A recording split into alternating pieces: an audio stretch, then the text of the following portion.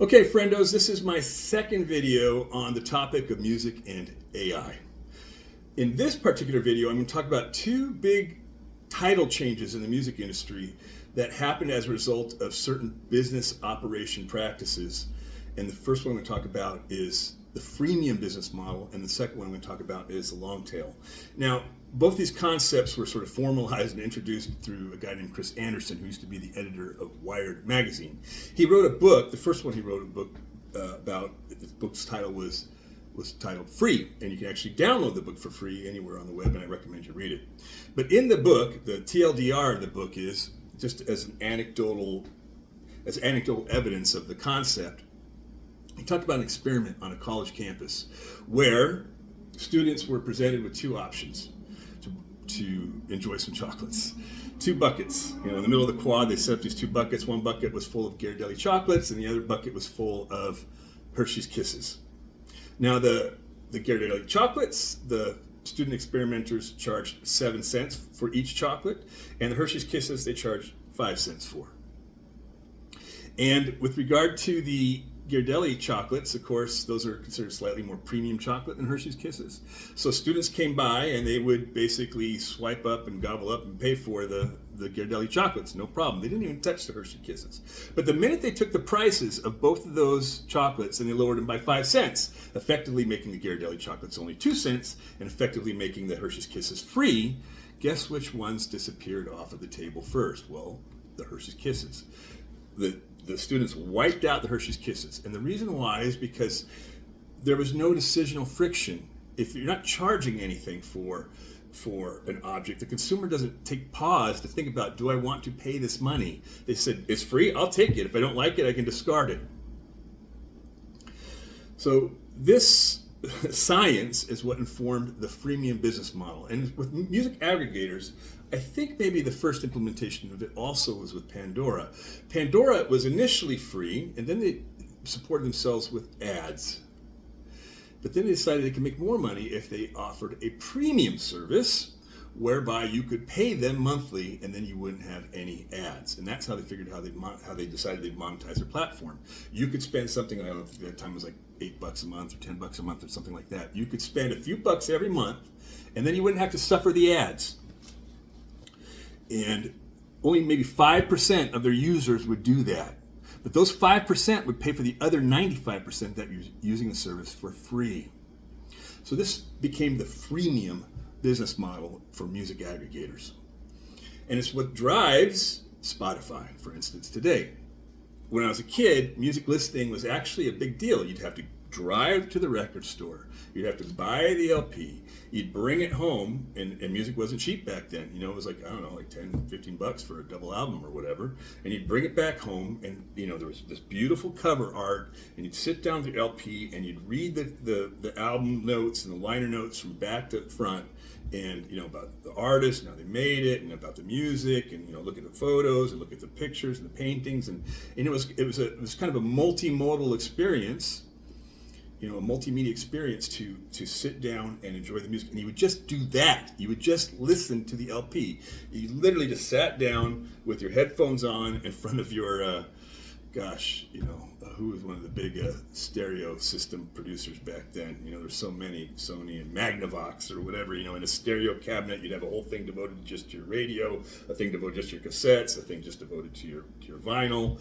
It was a whole, an equalizer, this whole cabinet full of stereo components that you'd sit down and, your quadraphonic sound system, you'd sit there with your album, and you would just listen and enjoy the album. It was a much more dedicated thing, and it kind of induced a particular relationship with the recording artists. It's exciting to buy a new album, and you were happy to pay the money for it. But with the freemium business model, with the digitization of all these audio files, and then the delivery from vinyl to CD and then to now MP3, it really changes the consumer expectation in terms of convenience, changes their listening habits, changes their willingness to pay and compensate the artist's blood, sweat, and tears for producing the thing. Anyhow, that freemium business model only entrenched the behavior and expectation of consumers that music should be free.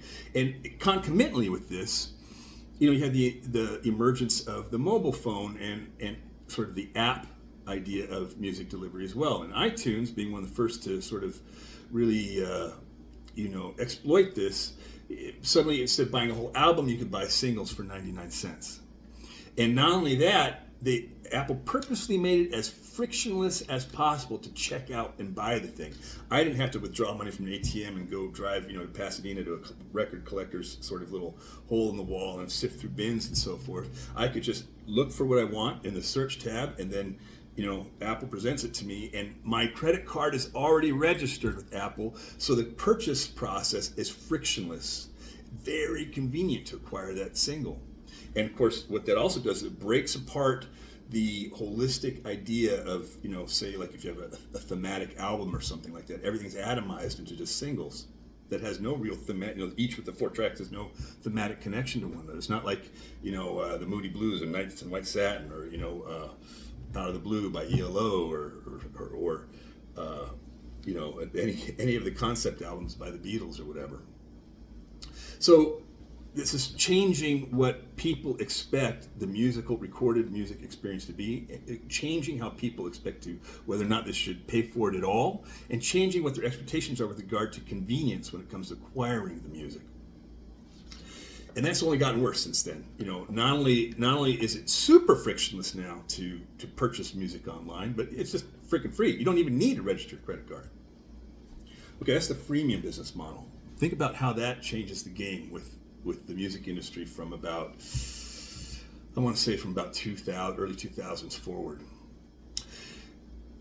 Back in, when I was in my 20s, I used to work at Tower Gallery. It was an art gallery that was owned by the same group that owned Tower Records. And everything you put in a retail location, any kind of art you put, when you're talking about paintings, you're talking about recordings, LPs, warehouse records, whatever it is, you have to be very conscious of what inventory you carry in a brick and mortar store. You only have so much square feet, and you're paying rent on those square feet.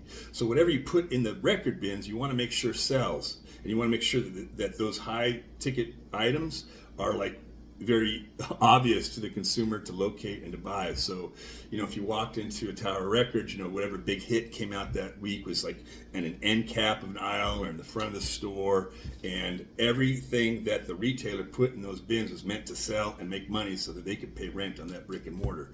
Now, with the streaming services, even more importantly, once like CD Baby went to MP3s, and then iTunes like sort of enforce that whole idea of MP3s. There's marginal, nominal, if like tenths of a cent to store an MP3 in the cloud. So you've had this new sort of like frictionless purchasing thing going on, a new digital format, and now you also have the emergence of cloud computing centers that these services were using.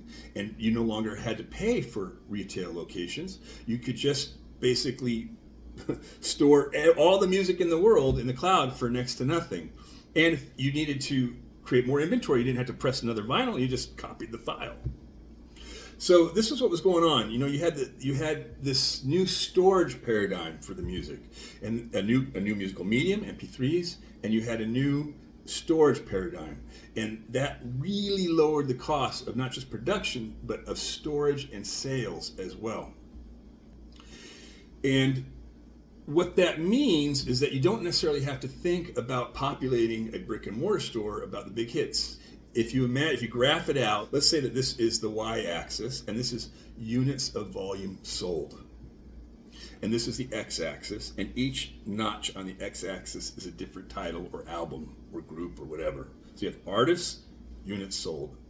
Now, if you are trying to sell based on the limitations of your brick and mortar store, you're going to want to make sure that you put in the store the artists that have the most units sold or are likely to sell the most units. You're going to have your Thrillers, you're going to have, you're going to have the Stones, you're going to have Fleetwood Mac, you're going to have the Beatles, you're going to have all the Billy Joel, all the big sellers are going to be here. They're going to stack up here. Like these artists that are closest to to the y-axis, their units sold are going to be very high, and then some artists become increasingly less popular, fewer just sold, until you get basically you kind of flat line up against the x-axis to a bunch of one-hit wonders. Like maybe you have like My Sharona by the Knack, and I don't know, like whatever song that might only move a few units every year, and then you got like total unknowns that maybe only sell one MP3 a year, one MP3 every decade, doesn't matter. But those artists that have very few sales, that graph, that parabola that comes down, this part of the parabola, it goes on forever, ad infinitum, because there's so many people always, everybody and their dog is releasing a new MP3 and uploading it to the cloud, and CD Baby and iTunes and whatever. So how many notifications you get in your Facebook? Like, check out my new album, it's available on all platforms. Like that's the long tail, and it goes on forever. Well, it used to be that artists and that labels and distributors, they really cared about developing the artist as a name. You had real serious A&R departments and record labels that wanted to develop an artist and grow the artist's catalog and grow the artist's popularity, support their touring, all that kind of stuff. Well, now the music aggregators, are making more money than many of the labels, and the way they're making it is based on the sales of that long tail, because that can go on forever. But the retail value of all those one-hit wonders, when you squash them all together, it equals more value than the edge of that graph, right? Like the units sold of all the one-hit wonders, in reality, in aggregate, is more than the big hits and the big artists that have been people that the labels took time to develop. So that's the long tail. And think about how that changes the dynamic of where the industry puts its attention. It isn't about quality anymore, it's about quantity. And it's a precept in Silicon Valley that quantity is a quality all of its own. Now that's something that Lenin said, but once the entrepreneurs in Silicon Valley got that idea, they realized, we should just worry about garnering as much of this media as possible, because even the trash will be worth something in aggregate. And it's the same way with apps. Like Facebook, when it first started, it was supposed to be ad free. It was totally free, and it's still free, but now we're getting served ads all the time. Zuckerberg, that was the lip service he provided at the inception of Facebook, because he wanted people to sign up. Facebook has no value without a lot of eyeballs, and as soon as you got a lot of eyeballs, then suddenly advertisers are interested in that particular space, are interested in the real estate, the digital real estate.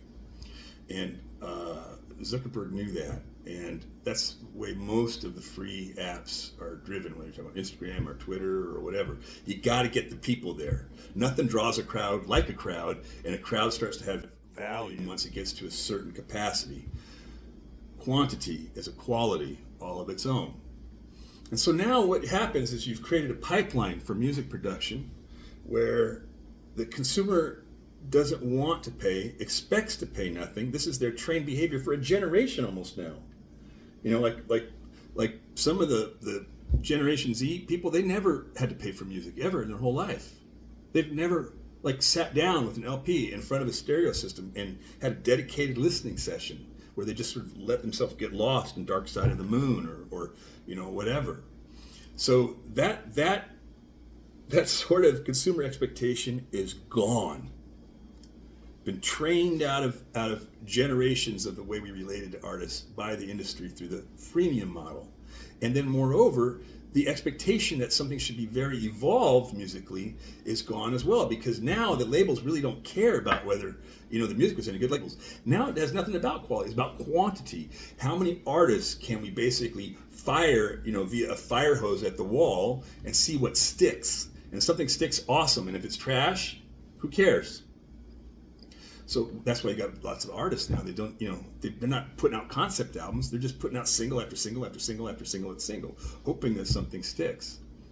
But that also trains the public to think about music in a certain way, devalues the music. First of all, it just creates really bad ears and sort of, sensibilities about art. We're aesthetically illiterate now today as a result of these practices in the business. Okay, so in the previous video I talked about disintermediation. This one I've talked about the long tail and about the freemium business model. In the next video, what I'm going to talk about is first principles of music theory, and I'm going to begin to tie all this together. And in the last video, I'll talk about first principles of AI, and it'll really make sense to you where we're going and why you need to rethink what you're doing.